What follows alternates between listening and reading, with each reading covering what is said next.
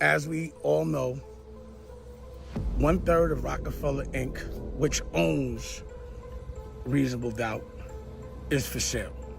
And I've gotten a lot of calls, a lot of offers. I don't know if people are hummer stunting, or not. We'll see who shows up, but I definitely got some very healthy offers, and I appreciate those. So you image yourself after a gay painter. Your big homie want to look like a gay painter.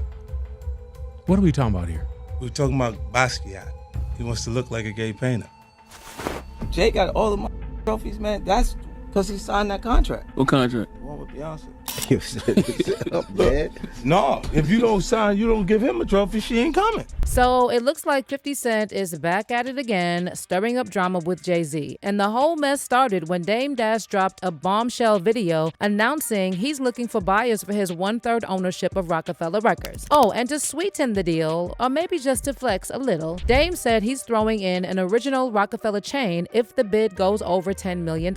And guess who allegedly slid into his DMs with an offer? You guessed it, 50 Cent. Word on the street is that 50 is ready to throw down some serious cash to get his hands on that Roc-A-Fella share. And in true 50 Cent style, he just couldn't resist taking a jab at Jay-Z while he's at it. But Jay-Z's lawyers wasted no time responding, and they even made some strategic moves, filing paperwork to ensure that the copyrights for the iconic Reasonable Doubt album revert back to him by 2031, which was going to happen anyway. This move just puts a serious damper on any potential buyer's plans to cash in, especially since the minimum bid is a cool $1.2 million. Now here's where the plot thickens. 50 Cent isn't just offering over $10 million out of the goodness of his heart. This could be the ultimate power move in his long-standing beef with Jay-Z. You just know 50 is itching to secure that share, not just for the business, but so he can go in full-on troll mode on Jay-Z across social media. But that's not all. Rumor has it that 50 is on a mission for revenge. He is reportedly ready to expose how Roc-A-Fella has allegedly been scamming artists for years. And you know he's gonna make it personal with Jay-Z. So what's really going on behind the scenes? Is this legal battle between Dame and Jay-Z finally coming to a head? And is 50 really about to dive head first into this mess just to get one over on Jay? Let's break it all down.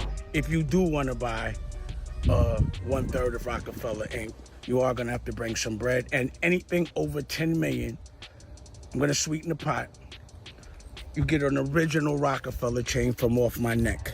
So Dame Dash's 1/3 stake in Jay-Z's Roc-A-Fella Records is officially hitting the auction block. But here's the catch. There might be some important strings attached. A source spilled to Billboard that these shares could come with some limitations. According to recent federal court filings, the U.S. Marshal Service is set to auction off Dash's 33.3% share of the iconic record label. This is all to settle an $823,000 judgment against him from a lawsuit brought by a movie producer, Josh Weber, over a failed film deal. Now, if you're thinking about bidding on Dame Dash's 1/3 stake in the label, get ready to cough up some serious cash. The auction comes with a minimum bid of $1.2 million, and potential bidders need to drop a $240,000 deposit just to get in the game. But let's talk about what's actually up for grabs. The sale is for Dash's share in Roc-A-Fella Inc., and the crown jewel here is the right to Jay-Z's legendary debut album, Reasonable Doubt. But the rest of Roc-A-Fella's music catalog is owned by other entities and isn't included in this sale since the label stopped operating in 2013. Now here's where it gets messy. Jay-Z and Kareem Biggs Burke, who own the other 2/3 of Roc-A-Fella, have tried to block this auction. They even made some changes to the company's bylaws and got involved in the lawsuit, but a federal judge shut that down back in February. While the chance to own a piece of rap history is bound to attract some high rollers, there's a catch. A source spilled to Billboard that there are some serious limitations with this auction. You're not just buying a piece of Reasonable Doubt, you're buying into a company with other stakeholders, which could complicate things. The insider told Billboard, whoever buys Dame's stake in Roc-A-Fella will be a minority owner without authority over any decision-making. They won't have the ability to sell the copyright or borrow against the master, as all decisions require a majority vote. The source also warned that time is running out on Roc-A-Fella's rights to Reasonable Doubt, and the revenue and the only real asset don't have many years left. What they're hinting at is Jay's ability to use copyright's termination right to reclaim claimed the rights to the album 35 years after its release in 1996. That means that by 2031, Jay-Z could snatch back control, leaving the new owner with only about 7 years before the company's main asset is out the door. So anyone thinking of bidding better keep that ticking clock in mind. But it looks like there's one person who couldn't care less about all these messy details, because they're more interested in getting back at Jay-Z than anything else. Oh, you guessed it, it's 50 Cent.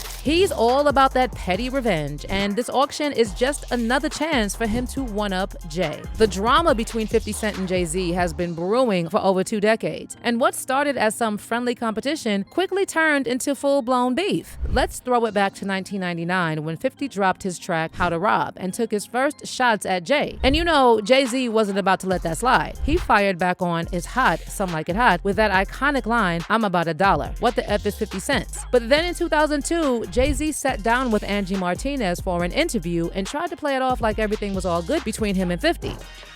He was like, wait, yo, who, you know, you and 50 Cent? Yeah, you know I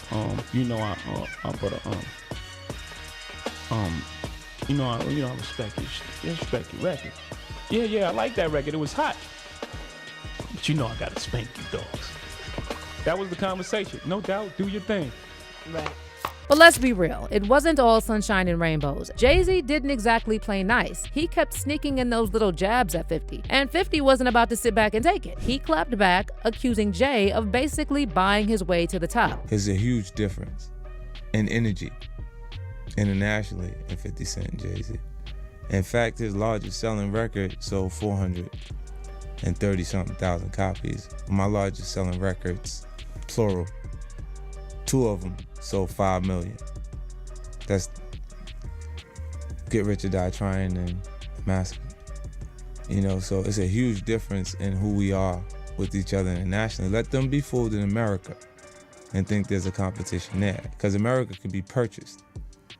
We can buy it with marketing dollars. 50 Cent also claimed that Jay has a superiority complex, telling Rolling Stone in 2009 he has a king complex. He thinks he's effing Jesus. This Jehovah shit. But that's not all. In that same interview, 50 also called out Jay for betraying his Roc-A-Fella artists. I think he was saying Roc La Familia, we family. It's the Roc-A-Fella gang. And then using traditional business tactics, 50 told Rolling Stone, he didn't have their interests in mind. He was just doing what he had to do for himself. But 50 isn't the only one who called out Jay-Z for betraying his artists. Multiple industry insiders have alleged that Jay-Z intentionally held back the commercial success of his Roc-A-Fella artists just to make sure they didn't outshine him in the popularity stakes. Remember when the late great DMX exposed Jay for sabotaging the release of his 6th album just because he changed his mind about retiring? You know, what happened was, you know, like I said, I had the crazy track record, Def Jam, everything was good.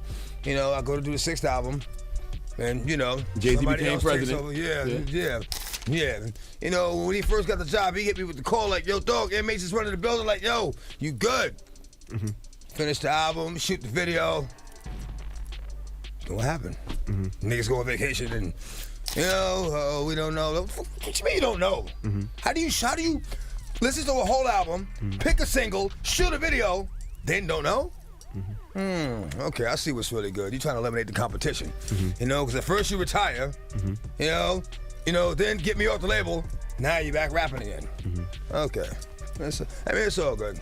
It's all good. Something similar allegedly happened to Beanie Sigel. And according to TK Kirkland, Jay deliberately sabotaged Beanie because he worried he might surpass him. You couldn't be bigger than Jay-Z on Jay-Z's label, if that makes any sense. They wasn't gonna push you to, that you couldn't be bigger than Jay-Z.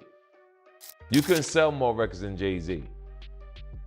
But all you had to do was listen to Beanie Sigel. Beanie Sigel was, oh my God. Oh my God. And there's no hate to nobody. Jay-Z, you still my dog. You did my birthday party. You're a multi-billionaire now. Beanie Sigel, you still my I'm always gonna show you love. So it's amazing because of the educational level in life, how you have to explain things.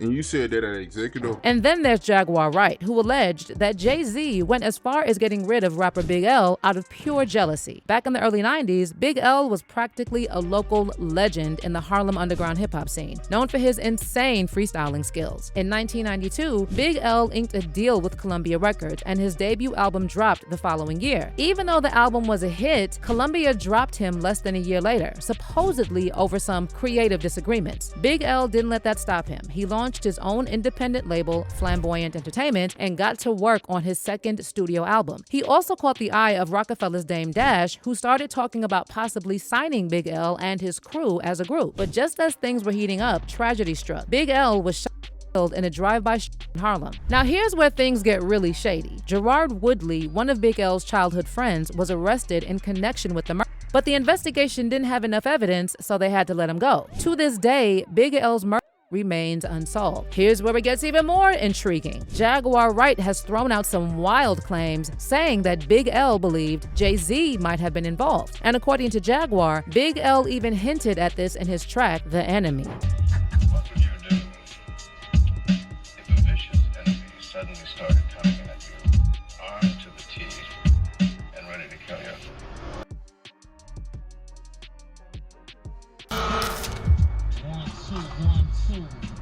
Armed to the teeth and ready to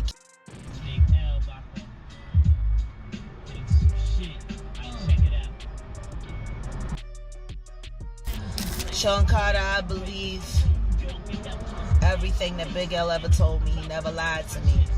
Lamont never lied to me. And the last time I was with him, he told me that you was going. And he told me not to trust you. And he told me to watch out for you. And he told me that your greatest sin is coveting, Sean Carter. You're a coveter.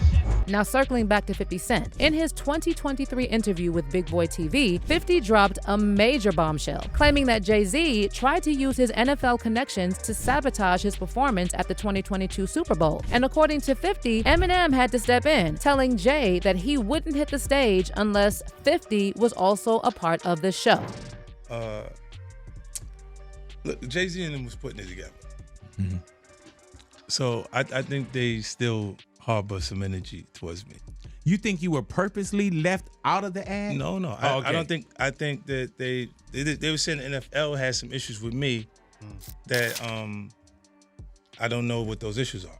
Like, what is the issue? So now look, what I'm saying to you is, look, when you start looking at, that's not mine, that's theirs. They harbor it, right? But when you look at, M is looking at the entire legacy.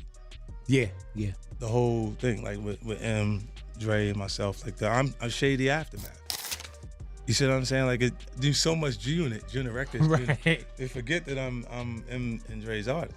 By the way, 50's longtime friend and G-Unit member Tony Yayo recently backed up the story during his chat on Vlad TV. He hinted that Jay-Z has a history of pulling shady moves to undermine any rappers he sees as a threat. The most influence. So with Jay is like, when the last time you haven't seen Jay, so I think people are just gonna say that.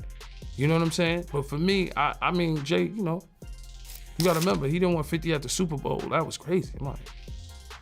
Wait, Jay didn't want 50 at the Super You didn't Bowl? know that? Yeah, he didn't want. I remember Eminem pushed for it. That was some haters. Yeah. I remember Eminem was like, I'm not gonna do it unless 50 does it. I heard that. Yeah, but I didn't know that Jay was trying to stop it. I don't think Jay. I don't know. 50 never told me that, but I don't think Jay wanted them there. I don't know.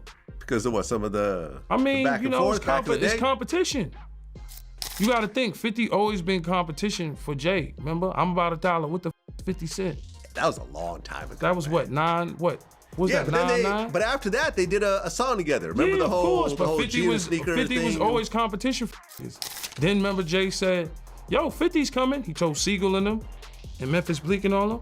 Yeah. And come on, 50's like, he's on a whole nother level. You gotta remember, he came after Jay and Roc-A-Fella, G-Unit came, and people might G-Unit, but with Eminem, Dr. Dre, 50 Cent, Nobody has outsold us, bro. And you know how 50 Cent is. He never lets anything slide. And once you're on his bad side, get ready for the endless petty drama. And it looks like 50 has been biding his time, waiting for just the right moment to get his revenge on Jay-Z. Word on the street is that he's now set on buying Dame Dash's share of Roc-A-Fella, even if it means the ownership will expire in a few years. Apparently, it's all out of pure spite, and 50 is determined to use this auction as his chance to get under Jay's skin. And since Dame Dash is tossing in an original Roc-A-Fella chain with the shares, you just know what's coming next. We can already picture 50 Cent strutting around with that chain and using it as his latest prop to clown Jay-Z all over social media. Now, some fans are dragging Dame and 50, saying they just need to move on and stop with all these antics because they're not even on Jay-Z's radar. Someone said, think about this. Jay never speaks about these two dudes, but every chance 50 gets, he's trolling Jay. Man, you're rich. Grow up. But others are saying that Jay-Z might be keeping quiet on purpose to look like he's above the drama. Meanwhile, he could be pulling sneaky, spiteful moves behind the scenes. One fan said he doesn't speak publicly because he's too busy trying to do dirty business behind 50's back, like blackball him from performing at the Super Bowl, for example. And who knows what else. But what is your take on all this drama with Dame Dash putting his Roc-A-Fella shares up for auction? How do you feel about 50 Cent allegedly gearing up to make the highest bid just to get one over on Jay-Z? And do you really think Jay-Z is as unbothered as he's playing it, or is he secretly pulling some sneaky moves behind the scenes? Drop your thoughts in the comments, and don't forget to catch this next video.